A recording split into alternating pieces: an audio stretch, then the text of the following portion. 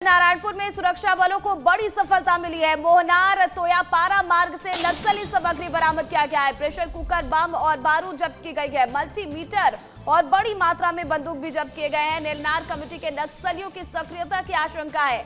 ITBP और जिला बल की संयुक्त कार्रवाई देखने को मिली है। पुलिस अधीक्षक रॉबिन्सन गुड़िया ने पुष्टि की है।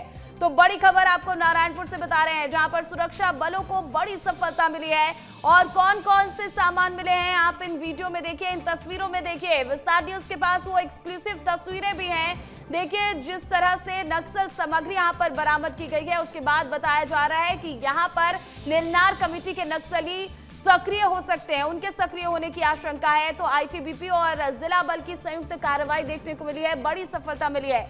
खबर पर अधिक अपडेट के साथ नावेंद्र नागवंशी हमारे सहयोगी फोन कॉल पर जुड़ गए। नावेंद्र, बताइएगा कितनी बड़ी सफलता और किस तरह से और सर्च ऑपरेशन यहां पर चलाए जाएंगे?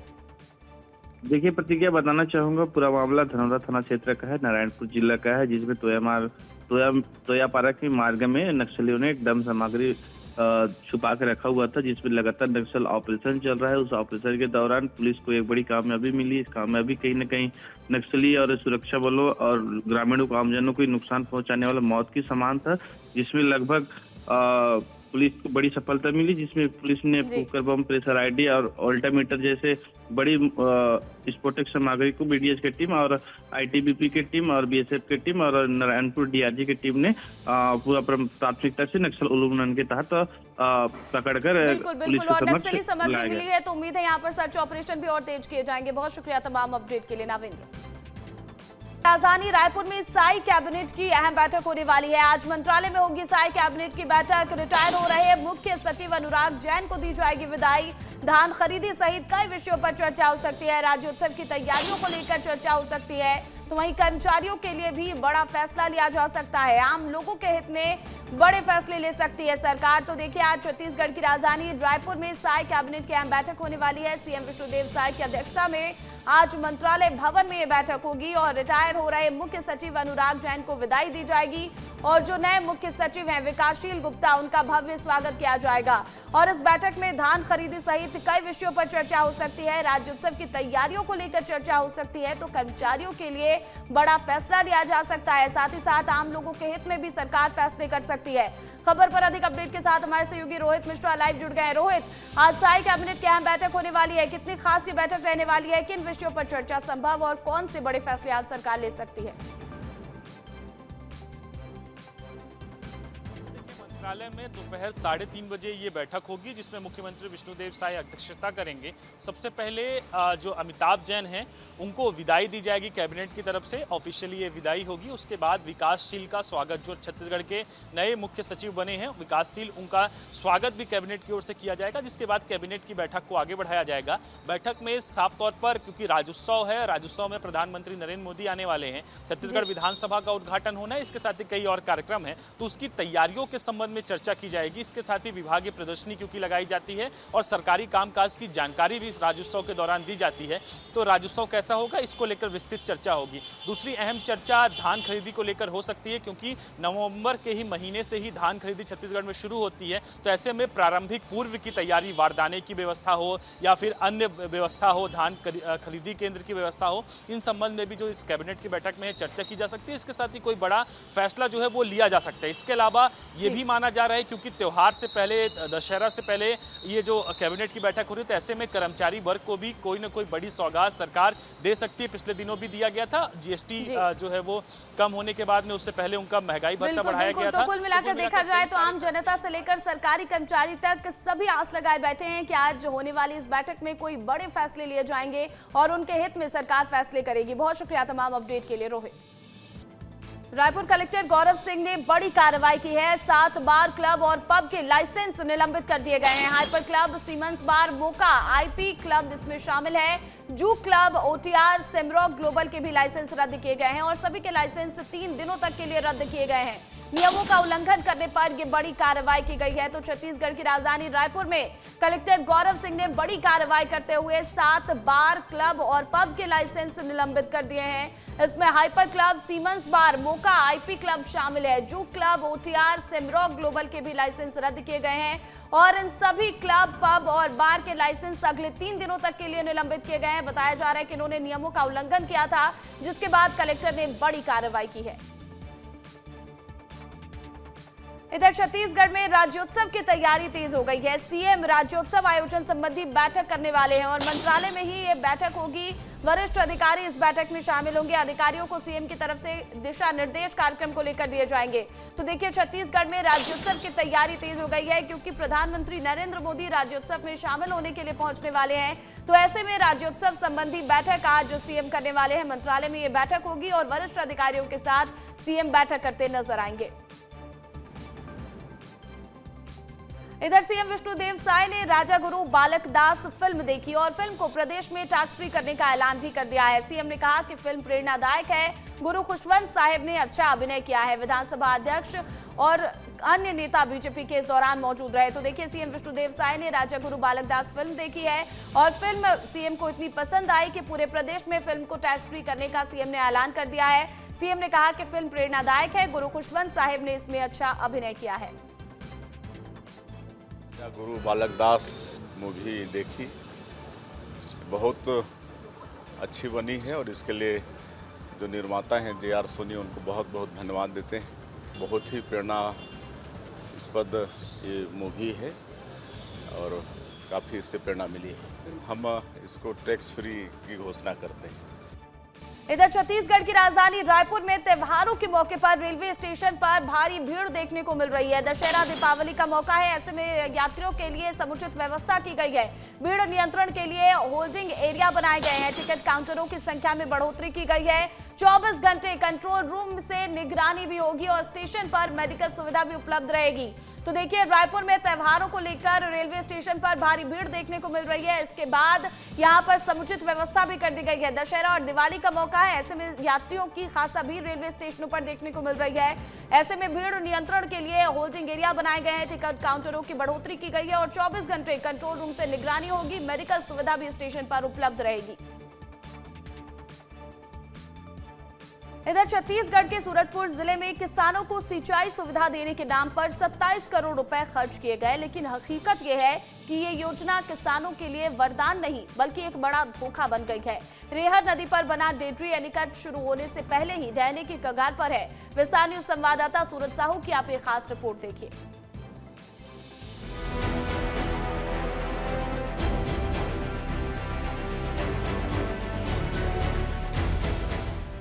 भारी भ्रष्टाचार, घटिया निर्माण और अफसरों की लापरवाही से बना ये एनीकट अब खुद ही पानी से ढह गया है।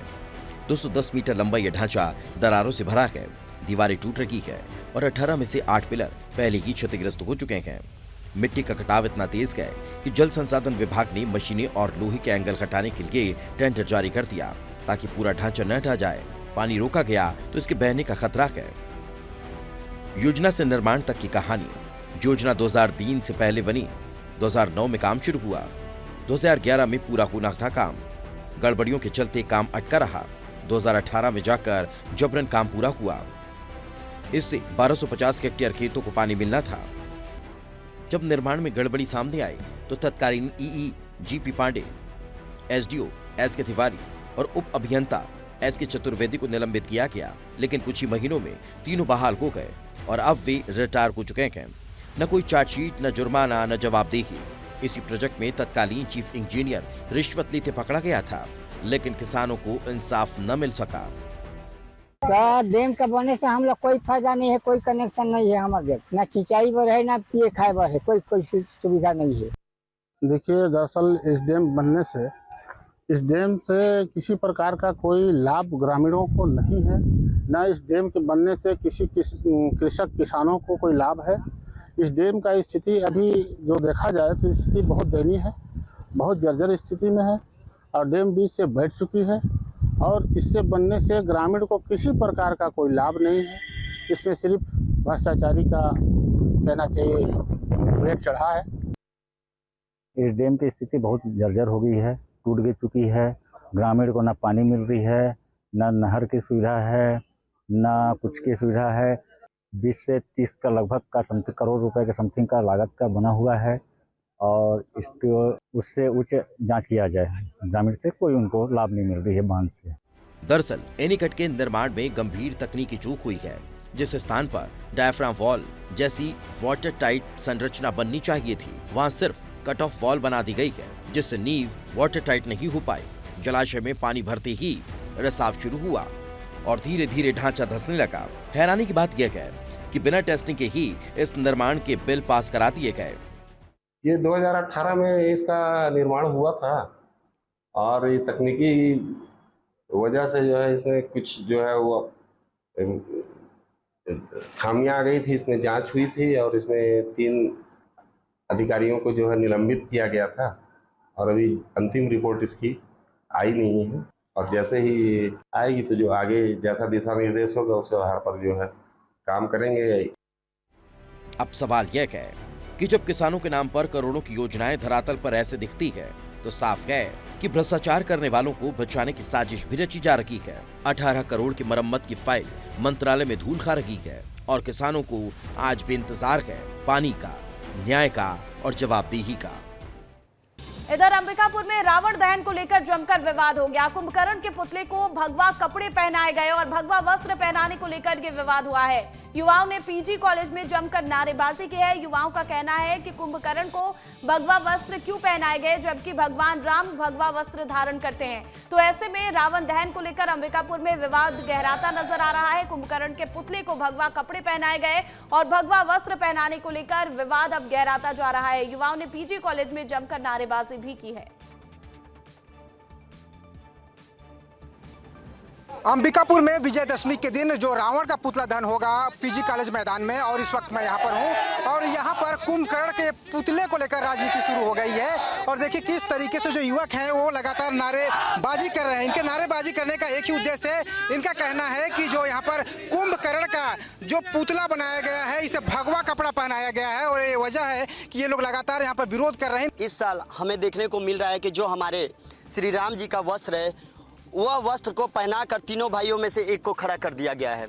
अगर जब तक ये वस्त्र नहीं उतारा जाएगा भैया तब तक युवाओं के द्वारा विरोध प्रदर्शन होगा और एक दिन में अगर नहीं उतारा गया तो विरोध प्रदर्शन होगा। रावण के जो भाई हैं कुंभकर्ण उनको भगवे कलर पहना कपड़े हमारे हिंदू धर्म और सनातन धर्म के साथ खिलवाड़ किया जा रहा है। इसमें हमारे भगवे का अपमान हो रहा है। ये हम इस अपमान को नहीं सह सकते हैं, इसलिए हम विरोध कर रहे हैं। इसको जल्द से इस कपड़े को चेंज करवा दिया जाए। देखने वाली बात होगी कि आने वाले दिनों में प्रशासन किस तरीके से और सरकारें किस तरीके से जो जिम्मेदार हैं वो किस तरीके से इस विवाद को खत्म करते हैं। वीडियो प्रसाद यादव के साथ दिलीप जायसवाल, विस्तार न्यूज, अंबिकापुर पीजी कॉलेज मैदान। इधर शराब घोटाला मामले के आरोपियों की मुश्किलें एक बार फिर से बढ़ती नजर आ रही हैं। पूर्व आबकारी आयुक्त निरंजन दास को जेल भेज दिया गया है तो होटल कारोबारी यश पुरोहित के करीबी हैं निरंजन दास। अनवर ढेबर से भी पूर्व आबकारी आयुक्त के कनेक्शन सामने आए और दीपेंद्र चावड़ा को भी पुलिस रिमांड पर भेजा गया है। दोनों ही आरोपियों से एंटी करप्शन ब्यूरो यानी कि एसीबी की टीम पूछताछ करने वाली है। तो देखिए शराब घोटाले मामले में कार्रवाई लगातार जारी है और इसमें आरोपियों की मुश्किलें एक बार फिर से बढ़ गई हैं। पूर्व आबकारी आयुक्त निरंजन दास को जेल भेज दिया गया है। होटल कारोबारी यश पुरोहित का करीबी है निरंजन दास। अनवर ढेबर से भी उसके कनेक्शन है। दीपेंद्र चावड़ा को भी इधर पुलिस रिमांड पर भेजा गया है और दोनों ही आरोपियों से एसीबी पूछताछ करेगी। इधर दुर्ग पुलिस नशे के खिलाफ लगातार सख्त अभियान चला रही है। इसी क्रम में हेरोइन सप्लाई चेन से जुड़े 4 आरोपियों को गिरफ्तार किया गया है। पुलिस ने इनके पास से 3 मोबाइल फोन भी जब्त किए हैं। जांच में सामने आया है कि आरोपी संगठित गिरोह बनाकर पंजाब से हेरोइन मंगाते थे और दुर्ग भिलाई क्षेत्र में इसकी सप्लाई करते थे। दुर्ग पुलिस ने अब तक 20 आरोपियों को मामले में गिरफ्तार किया है। मोहन नगर थाना में विगत दिवस एक बड़ी कार्रवाई की गई थी जिसमें 296 ग्राम चिट्टा जब्त किया गया था और 6 आरोपियों को गिरफ्तार किया गया था। इस कड़ी में एंड टू एंड इन्वेस्टिगेशन के आधार पर जहाँ से चिट्टा लाया गया था उसको गुरजीत को उर्फ रूट को पंजाब से पकड़ा गया। उसके बाद अलग अलग 19 लोगों को गिरफ्तार किया गया था। आज एक और गिरफ्तारी कर रहे हैं एक व्यक्ति की। कुल इस मामले में अभी तक 20 आरोपियों की गिरफ्तारी हो गई है। खबर बेमेतरा से है, जहां किसान बिजली कटौती को लेकर बहुत परेशान है। इसी को लेकर जिला कांग्रेस कमेटी ने सैकड़ों किसानों के साथ बिजली दफ्तर का घेराव किया है और बिजली व्यवस्था में सुधार की मांग को लेकर विभाग अधिकारी को ज्ञापन सौंपा है। इस दौरान जिला कांग्रेस कमेटी के अध्यक्ष आशीष छाबड़ा ने बीजेपी की सरकार पर जमकर हमला बोला और बीच में बैठे अधिकारियों और जिम्मेदारों पर भी भ्रष्टाचार के आरोप लगाए। इधर किसानों ने समस्या हल करने के लिए 72 घंटे का अल्टीमेटम दिया है और मांग पूरी न होने पर आंदोलन की चेतावनी भी दी है, जिसके बाद मुख्य कार्यपालन अभियंता बिजली विभाग ने किसानों के ट्रांसफार्मर और बिजली आपूर्ति की समस्या दूर करने का आश्वासन दिया है। पूरे छत्तीसगढ़ में 100 के ट्रांसफार्मर क्राइसिस है। अलाटमेंट रायपुर से हो रहा है, जिस हिसाब से मिलते जाते हैं उस हिसाब से बदलते जाते हैं सीनियरिटी के हिसाब से, और वो यही जो जिम्मेदारी है वो बदलते रहते हैं। अब वो क्या है, अभी पानी यहाँ गिरा नहीं छत्तीसगढ़ में, केवल 44% पानी गिरा है, तो उसमें लोड भी बहुत बड़ा है। कुछ किसान जो है तो 3 HP या 5 HP पानी नीचे उतर गया, ज़्यादा पावर लेता है वो, तो ट्रांसफार्मर फेल, तो उसके कारण तो परसेंटेज बढ़ा है, उस हिसाब से आपूर्ति नहीं हो पा रही। खबर धमतरी के दरगहन गांव से है, जहां गांव के दबंगों ने निराधार आरोप लगाते हुए एक परिवार का हुक्का पानी बंद कर दिया है। इस परिवार में 16 लोग हैं जो गांव से बहिष्कार का दंश झेल रहे हैं। पीड़ित परिवार ने कलेक्टर से इंसाफ की गुहार लगाई है। पीड़ित परिवार के मुखिया देवकरण साहू ने बताया कि 6 महीने पहले गांव में बैठक आयोजित कर गाली गलौज करने का आरोप उनके ऊपर लगाया गया था, जिस पर उनको 10,000 रुपए से दंडित किया गया। इस पर सवाल खड़े करने पर उन्हें और उनके परिवार का सामाजिक बहिष्कार कर दिया गया है। मतलब अपन यह है हुक्का पानी बंद कर देते शिकायत में ये अपन दंड निपटाव में है 10,000 मतलब मोल नाड़े रही इससे फागुन तिहार के दिन मोर कर पैसा नहीं रही उतना दिन नहीं पटाते हम। अभी 8 तारीख से मतलब गाँव वाला मन फिर मीटिंग रखी, मैं पैसा पटाए पर तैयार हूँ, मला रसीद चाहिए। मतलब देवकरण साहू जी आए थे दरगहन से, उनका शिकायत है कि गांव के कुछ लोग द्वारा उनका कॉलोनी पर सारी बाइकाट किया गया है। इस संबंध में संबंधित SDM नगरी को लिखा जा रहा है, इस संबंध में जांच करके आगे कार्रवाई करेंगे।